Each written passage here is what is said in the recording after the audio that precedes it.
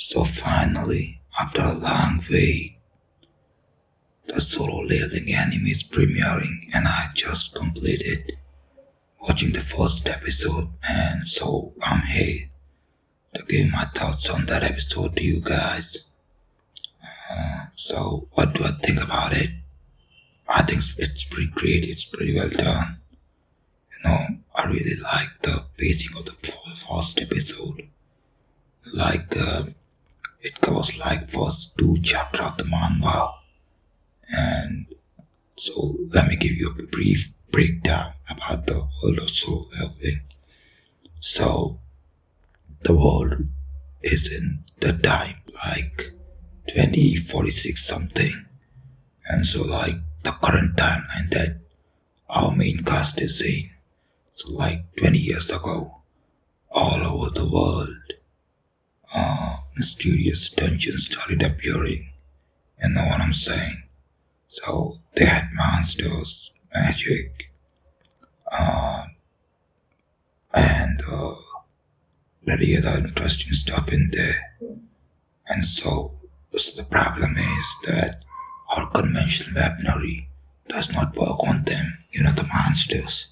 So we can only rely on hunters, like these are just people who have like awakened their magic. So only these magical dudes can harm these monsters, no grenade, no nukes can do shit to them. So they're just dead. And here's an interesting thing about it that let's suppose you are a guy in this world and you happen to awaken.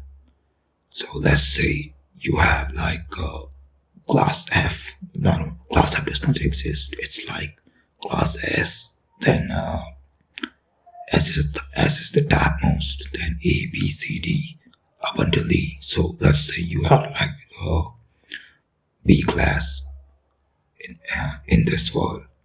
So the thing is, no matter how hard you try, you'll always stay in and around B class. So it's a pretty hierarchical setup right there. I find that kind of interesting.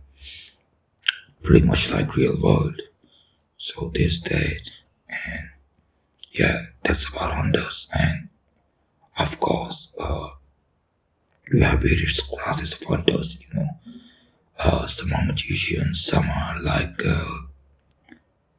let's say healers, some specialize in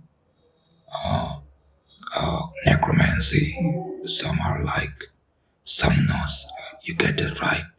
And each class is like its own specific rule. Like let's say you are like class S healer, so you have quite a decent amount of magic power, or someone like let's say class B or class A fighter, but you may not be able to deliver the combat abilities that other guy can. So it depends on the class. If your class has healer, better do healing. You know what I'm saying? So there's that. So what is the government doing about it? Well, government is primarily interested first in securing like civilian safety.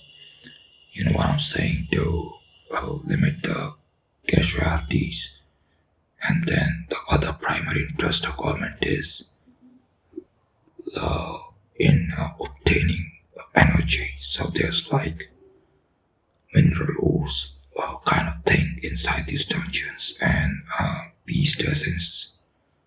Like when you kill a monster, it gives you like some kind of stone beast essence. So these can be used to generate power, quite a lot of safe power. So yeah, government is just trying to like use this to generate power primarily. And so here's the thing, like, right, there are many private guilds operated by non-government people, and so government kind of interacts with them with an organization called Hunters Association. So this association basically like keeps in touch with guilds and kind of collaborates with them, kinds of like try to get them on the same page. You know what I'm saying? So yeah, there's that. So and another thing. So the higher your ranking as a hunter is, the more money you can make. Obviously, just wanted to get it out there. So there is this hunter chick called Chahe.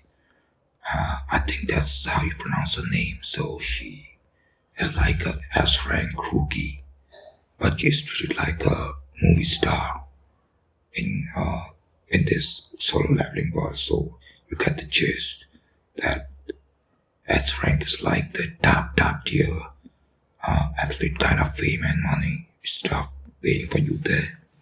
But it's also kind of rare. Like I don't know the exact ratios, but like for every like few hundred people, you have one hunter, and for every like S rank hunters are like literally real, like 1 in a million people do that shit.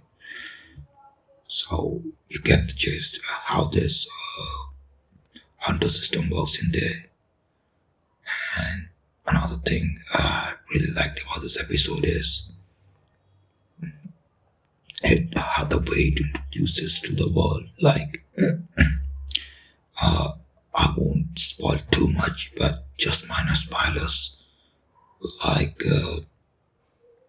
so we got a fight scene where this bunch of D and E rank hunters are fighting against some monsters.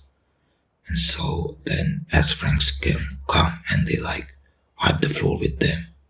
But you can kind of see that how the dynamic is between the monsters and the hunters. Like if you're like B rank or E rank, good luck fighting higher rank monsters. And if you're like S rank, you can basically die with lower rank monsters. So yeah, there's that. And the thing is, these beast essences, right? The ones you get after killing monsters, needless to say, the powerful the monster is, the more powerful the beast essence get, and they usually like sell it in some kind of market or like energy, or and the other thing is like the main thing, I suppose, to make weapons. That's right. And the thing about weapons is you can get an S rank weapon, and whilst you are D rank, you can still use it, and that way you can like kind of offset the power balance, I suppose. So it's kind of an economic cheat. I hope you can say that.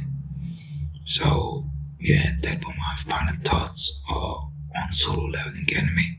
Oh yeah, another thing. I wanted to talk about Sung Jin Woo. Yeah.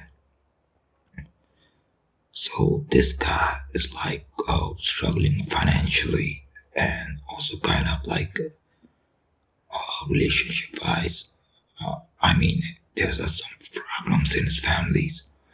Like his mother is hospitalized, his father is missing, no one knows where he is, and he has to send his sister to college, so he kind of needs money.